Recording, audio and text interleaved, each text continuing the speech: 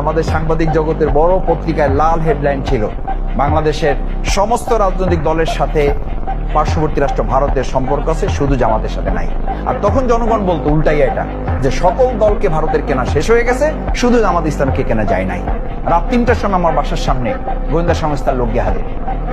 আপনি আপনার লোকদের বলেন সব ঠিক করে দেওয়া হবে, শুধুমাত্র দুটা ইস্যু, এক, পার্শ্ববর্তী রাষ্ট্রের সাথে আপনাদেরকে মিলে চলতে হবে, দুই, বিএনপির সাথে আপনাদের সম্পর্ক ছিন্ন করতে হবে। আমি বললাম যে আপনার মাথা কি ঠিকঠাক আছে? বলছে আপনি বলেন কি, আপনি জানেন যে আপনাকে এখন তুলে নিয়ে যাবে? আমি বললাম আমি তোলার মধ্যেই আছি, আমাকে কি তুলে নিয়ে যাবেন আপনি? আমার উপরে 50টা বাড়ি যদি লাঠির পড়ে, এর মধ্যে 49টা বাড়ি লাঠি পড়ছে শুধু একটা ইস্যুতে, বিএনপির সাথে থেকে আপনারা চলে আসেন। আর সেই বিএনপি আজকে যদি আমাদের ব্যাপারে কথা বলে, এটা অত্যন্ত দুর্ভাগ্যজনক জাতির জন্য, আমাদের জন্য না।